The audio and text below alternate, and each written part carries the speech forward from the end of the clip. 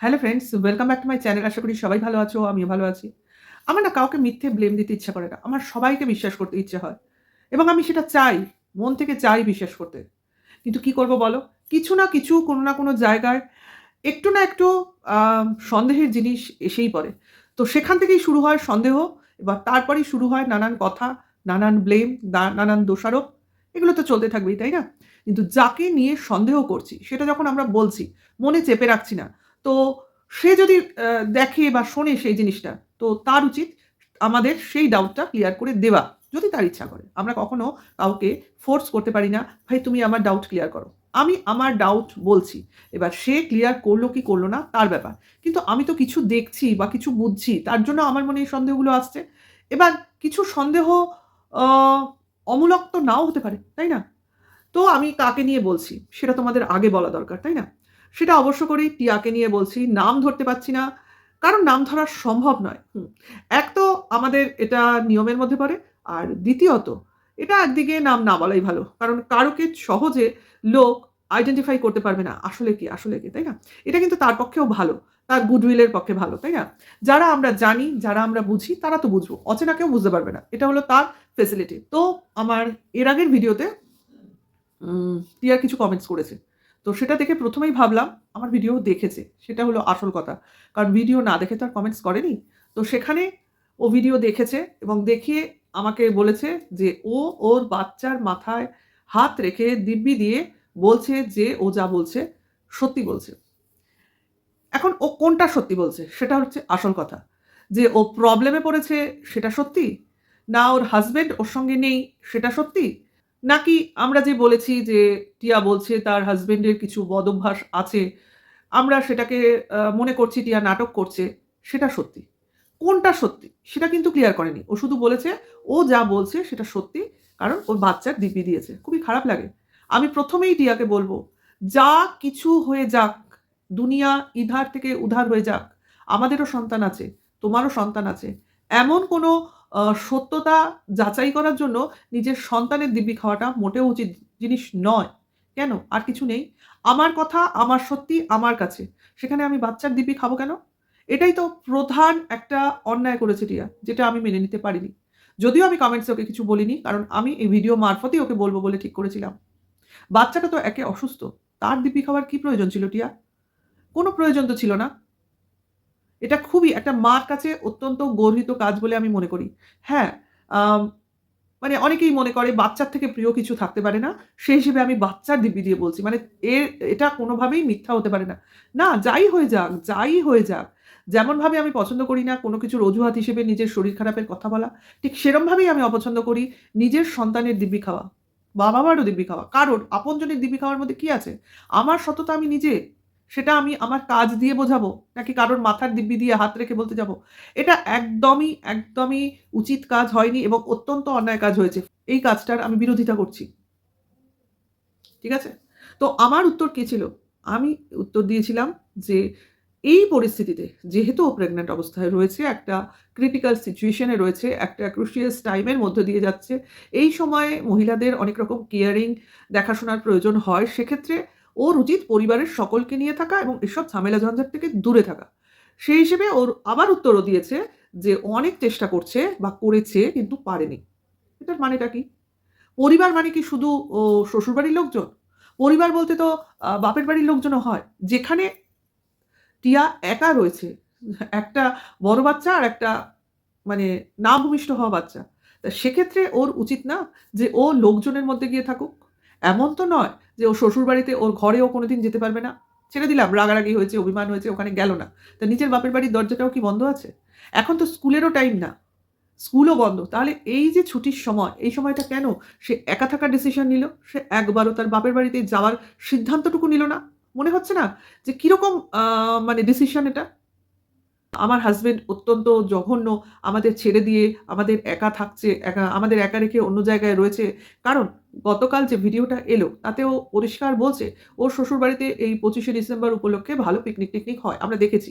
এর আগের বারই দেখেছি। এবং হয় অনেক লোকজন খাওয়া-দাওয়া হয়। সেক্ষেত্রে ও একটা ২৫শে ডিসেম্বর ও ফ্ল্যাটে একা রয়েছে ওর সন্তানকে নিয়ে।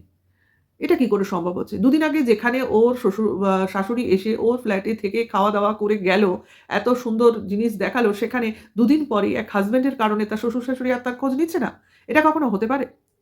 হতে পারে স্বামী-স্ত্রীর মধ্যে গন্ডগোল হচ্ছে। তা আদার্স শ্বশুরবাড়ির লোকজনও কি ওই গন্ডগোলের মধ্যে শামিল হয়ে রয়েছে? কি মনে হচ্ছে এগুলো?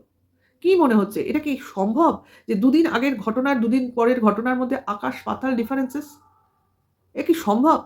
আর এই পরিস্থিতি এমন নয় যে টিয়ার বাবা-মা বা মা টিয়াকে দেখে না, নিশ্চয়ই ভিডিও মারফত দেখে বা ফোন আলাপ হয়। সেক্ষেত্রে তার মাও বা কিরকম বা তার মামার বাপের বাড়ির লোকজনই বা কিরকম কোনোভাবে তার মেয়েকে নিয়ে যাচ্ছে না বা তাদের কাছে এসে থাকছে না। সবাইকেই তো অদ্ভুত লাগছে। সবাইকেই অদ্ভুত লাগছে ওই কথাবার্তার মধ্যে। যাই হোক, ব্লগিং এ আমরা কি দেখলাম? সারাদিনের একটা রান্না, খাওয়া-দাওয়া, তার মধ্যে ভয়েস ওভার বেশি। কাজ করতে, করতে মাথা ঘুরিয়ে যাচ্ছে। দেখেছো? মাথা ঘুরিয়ে যাচ্ছে। দুপুরবেলা শুয়ে পড়ল, বলল। তার মানে শরীরটা তো ডিসব্যালেন্স। তো সেক্ষেত্রে কি করে একটা প্রেগন্যান্ট মহিলা একটা ছোট বাচ্চাকে নিয়ে একা ফ্ল্যাটে থাকতে পারে? কারণ ফ্লোরিংটা যথেষ্ট স্লিপারি। যেকোনো সময় মাথা ঘুরিয়ে পড়ে গেলে একটা অ্যাক্সিডেন্ট হতে পারে। পারে কি পারে না? তো এত কিছু ভেবে তো নিজেরই সাবধান হতে হয়। পরের লোক যদি আবোদা হয় বা নিজের আপনজন যদি আবোদা হয় তো নিজের সেন্সটা তো নিজের ভেতর থেকে বার করতে হবে। যেখানে টিয়া নিজেই এত জ্ঞানী-গুণী মানুষ।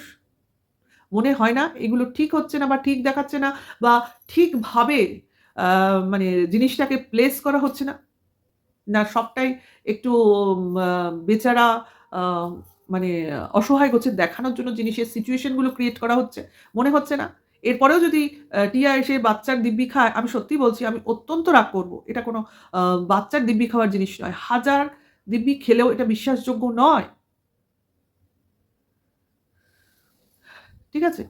এইবার দেখো রান্না খাওয়া-দাওয়া হচ্ছে। এক তো ভাত, মাছ যা হোক, বাজার করার লোকের অভাব যা হোক, যেভাবে দেখাচ্ছে সেভাবে খাওয়া-দাওয়া করছে। খাওয়া-দাওয়া নিয়ে কিছু বলার নেই। কিন্তু খাওয়া-দাওয়ার মধ্যে বেশি খাচ্ছে ভাজাভুজি, যেটা কিনা খাওয়া উচিতও নয়। ও নিজেও জানে।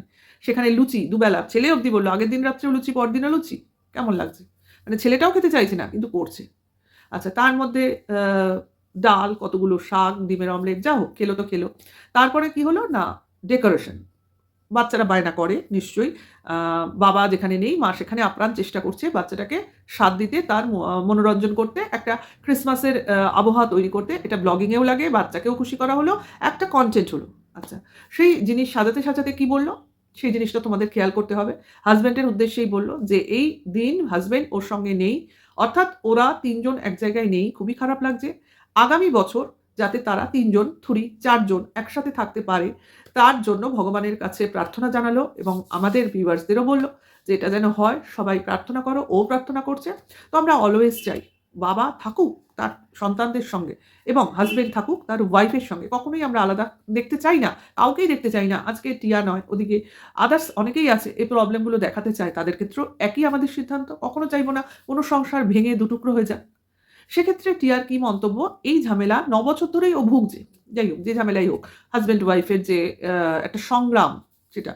এবং এই সংগ্রামে কেউ একজন আছে যে কিনা ধুনো দিচ্ছে। অর্থাৎ ঝামেলাটাকে না কমিয়ে ঝামেলাটাকে বহাল তবিয়াতে বাড়িয়ে যাচ্ছে। কেউ একজন আছে টিয়ার ফ্যামিলিতে অর্থাৎ শ্বশুরবাড়ির ফ্যামিলিতে obviously ধরে নেব।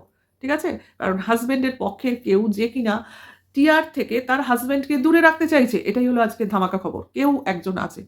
তো কেউ একজন কে? তাকে তো টিয়া আপনি করে বলল। তো আপনি করে কাকে বলবে? এক তো আপনি করে বলতে পারে আ শ্বশুর-শাশুড়ি গোছের কাউকে, কি ওর যা আছে জানি না কাকে বলছে ঠিক ক্লিয়ার নয়। এখন এটা মেল পারসন না ফিমেল পারসন সেটাও আমাদের কাছে ক্লিয়ার নয়। তো কেউ একজন আছে যে কিনা টিয়ার সঙ্গে তার স্বামীর দূরত্বটাকে বাড়াতে চাইছে, কমাতে চাইছে না। অর্থাৎ আমরা বলি না দেখবে যখন স্বামী-স্ত্রীর মধ্যে কোনো গন্ডগোল হয়, ইভেন যে কারোর মধ্যেও গন্ডগোল হলে সেখানে তৃতীয় ব্যক্তি যেন না ঢোকে। তৃতীয় ব্যক্তি ঢোকা মানে দুজনের মধ্যে দূরত্বটা বাড়া, সেটা কখনো কমবে না। সেই ব্যক্তি কখনোই চাইবে না, সাধারণত চায় না যে ঝামেলাটা মিটে যাক। খুব কাছের লোক ছাড়া এটা কেউ চায় না। কারণ লোক তো ঝামেলা দেখতেই ভালোবাসে। YouTube তার মানে আমাদের সামনে প্রমাণ। দেখবে যেখানে ঝামেলা, যেখানে ঝঞ্ঝাট সেখানে ভিউজ বেশি। যেখানে তোমার সুস্থ স্বাভাবিক ভ্লগিং চলে সেখানে ভিউজ কম। এটাই কিন্তু জগৎ সংসারের নিয়ম। পাশের বাড়িতে ঝামেলা হলো, আমরা হয়তো খাচ্ছি, খাওয়া বন্ধ করে উঁকি মারব। কি হলো শোনার জন্য। এটা হচ্ছে হিউম্যান একটা ইনস্টিংক্ট, কিছু করার নেই। ঝামেলা হলেই আমাদের যেন সমস্ত ইন্দ্রিয় ঐদিকে দৌড়ায়। এই হয়েছে ব্যাপার। তো সেটাই। সেই ঝামেলা হলে লোকে চায় ঝামেলাটা জিইয়ে থাকুক। অ্যাকচুয়ালি টিয়াও চাইছে। এটাই তো কনটেন্ট। ঝামেলা যত বাড়বে, ভিউয়ার্স তত দেখবে। আমরা কনটেন্ট ক্রিয়েটররা তত বেশি কন্ট্রোভার্সি করব। কন্ট্রোভার্সি করা মানেই এখানে ওখানে উকি মারা। ওই সিনের পেছনে কি আছে? ওইখানে কি সাউন্ড শোনা যাচ্ছে? ওই পেছনে দেখাচ্ছে না কেন? খাওয়ার সময় কেন? প্লেটের উপরেই ফোকাস। কেন চারপাশে ওয়াইডার রেঞ্জে ভিডিও হচ্ছে না? অনেক কিছু চলে আসছে তখন। মানে তখন লোকে পুঙ্খানুপুঙ্খ আ চুলচেরা যাকে বলে বিচার করছে। বুঝতে পারছো? তার মানে এটাও একটা তোমার মানে আ পার্ট অফ লাইফ যেটা চলছে। আর এখন তো অনেক কিছু খরচ সামনে। তাই না? টিয়া নিজেই বলছিল। আমার মনের ভিতরের কথা নয়। কারণ সামনে ইএমআই, অমুক-তমুক অনেক কিছু প্রবলেম আছে। বিজনেসটাও সেভাবে হচ্ছে না। ব্লগিং একমাত্র সোর্স অফ ইনকাম। তারপর আরো অনেক কিছু ছিল টিয়ার একসময় যেটা কিনা এখন আপাতত স্টপ হয়ে যাবে। যেহেতু ওর এখন ম্যাটারনিটি পিরিয়ড চলছে এবং সেটাতে ওর একমাত্র এখানে ব্লগিং এই সীমাবদ্ধ থাকতে হবে। ওর এই পিরিয়ডটাই দর্শকদের সামনে তুলতে হবে এবং সেই পিরিয়ডটা কিন্তু ও নিজের মুখে স্বীকার করল। এখন অনেক ইউটিউবের ব্লগার ফ্যামিলি আছে যারা তাদের ম্যাটারনিটি পিরিয়ডটা বা সিচুয়েশনটা তোমার ব্লগিং এর মাধ্যমে দেখাচ্ছে বা শেয়ার করছে। যেটা টিয়া দেখে, সবাই দেখে। কে কি খাচ্ছে, কে কিভাবে দিন কাটাচ্ছে, কিভাবে ভালো থাকছে, মন কিভাবে ভালো রাখছে ইত্যাদি। সেই ব্যাপারগুলো। তো এখানেই তো টুইস্ট। অর্থাৎ সবাই যদি এক জিনিস দেখায়, আ স্ত্রী অসুস্থ, স্বামী কেয়ার করছে, স্ত্রী কি ভালো খায়, স্বামী এনে রাখছে, এনে স্ত্রীকে খাওয়াচ্ছে বা ওষুধ খাচ্ছে কিনা স্বামী খেয়াল রাখছে, ডাক্তারখানায় যাচ্ছে, স্বামী নিয়ে যাচ্ছে। একই জিনিস সব ব্লগিং এ যদি দেখো, তাহলে কি তোমার দেখতে ভালো লাগবে? ওই তো ও প্রেগন্যান্ট, ওর স্বামীও এই একই করবে। হবে কি না? সেখানে যদি টিয়া একটু অন্যরকম দেখায়, অর্থাৎ ও প্রেগন্যান্ট তো বটে কিন্তু এটা সেকেন্ড প্রেগন্যান্সি। ফার্স্ট বাচ্চাটা ওর সঙ্গে রয়েছে এবং সে একটু বড় প্লাস অসুস্থ। তার মধ্যে যদি ও টুইস্ট হিসেবে একটু নিয়ে আসে, ওর স্বামী ওর সঙ্গে নেই। ওর স্বামী ওর খেয়াল রাখছে না। ওর স্বামী ওর সঙ্গে গন্ডগোল করে দূরে রয়েছে। ওর স্বামী আ একটা অন্য কিছুতে আসক্ত এবং সেই আসক্তি থেকে ও বের করার চেষ্টা করছে। কিন্তু কেউ একজন আছে তৃতীয় ব্যক্তি যে কিনা এই ব্যাপারটায় ধুনো দিচ্ছে। বুঝতে পারছো? মানে আরেকটু বড় টুইস্ট। তাহলে কি হবে? তোমার ৫ টা যদি এরকম প্রেগন্যান্সি ব্লগ থাকে, তুমি কোনটাকে চুজ করবে? তোমার সামনে অপশন আছে। তুমি কোনটাকে চুজ করবে? বলো তোমরা কোনটাকে চুজ করবে? দেখো আমরাও কন্ট্রোভার্সি ক্রিয়েটর। আমরাও বাছি কোন চ্যানেলকে নিয়ে কন্ট্রোভার্সি করব। তো কাকে নিয়ে করছি? এটা হলো আমি চুজ করেছি। এবার তোমরা বলবে কোন ব্লগার বা কোন ব্লগিং চ্যানেল বা এরম প্রেগন্যান্সি জার্নি তোমরা দেখতে চাও। তাই না? তো সেইরকমই জিনিস। তো আমি বলব এত কিছু জানো টিয়া কিন্তু নিজের স্বামীকে সঙ্গে রেখে লড়াই করতে হয়। আমি এটা মনে করি। তৃতীয় ব্যক্তি যদি স্বামীকে কবজাই করে নেবে তাহলে ৯ বছর তুমি একসাথে থাকলে কি করে?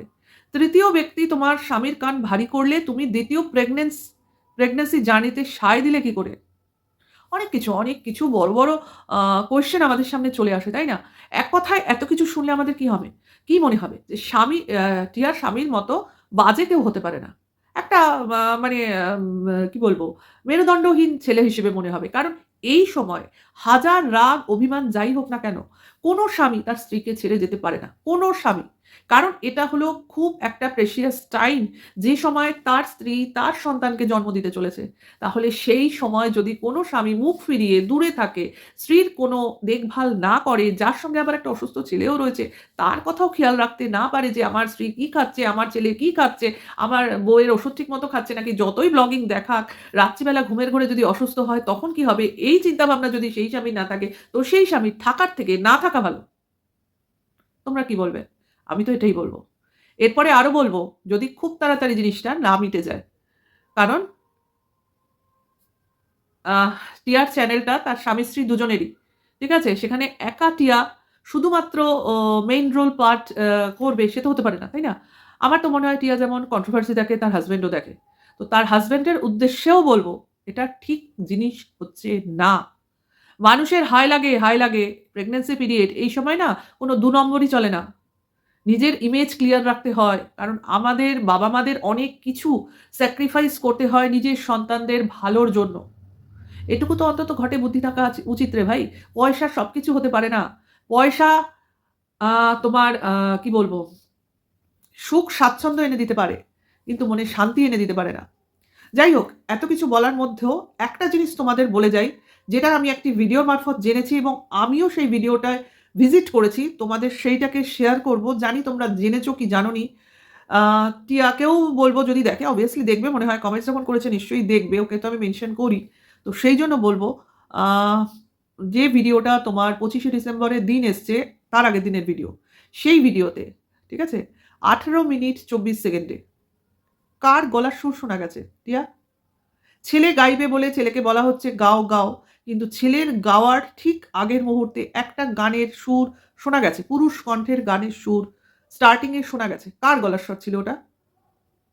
তোমরা গিয়ে যারা আমাকে দেখছো obviously ভিজিট করো। যে ভিডিওটার কথা বললাম ঠিক 18 মিনিট 24 কি 25 সেকেন্ডে। তোমরা একটু দেখো, কারণ আমি এই জিনিসগুলো বলতে চাই না। কিন্তু যে বলেছে তার কথা শুনে আমি গেছি। তো আমি সত্যি হ্যাঁ, যেটা শুনেছি সেটা খুব ভুল শুনিনি। আশা করি আমাকে যারা দেখবে তারাও গিয়ে ভিজিট করলে এই একই জিনিস শুনতে পাবে। আশা করি। ঠিক আছে? কারণ ভিডিও তো পাবলিশ হয়ে গেছে। এখন এডিট করা সম্ভব নয়। তাহলে টিয়াকে এই প্রশ্নটা ছুড়ে দিলাম। ওটা কার গলার স্বর ছিল? ঠিক আছে? তাহলে ভিডিওটা এখানেই রাখছি। কমেন্টস করো, লাইক করো। আর তোমাদের মন্তব্য তো শোনার জন্য আমি বসে থাকি। কারণ ওটা শুনতে আমার ভালো লাগে। আর ভালো লাগলে তো লাইক, কমেন্ট, শেয়ার করবেই। নেক্সট ভিডিও ওয়েট করো। এখনকার জন্য এইটুকু। Tata, by.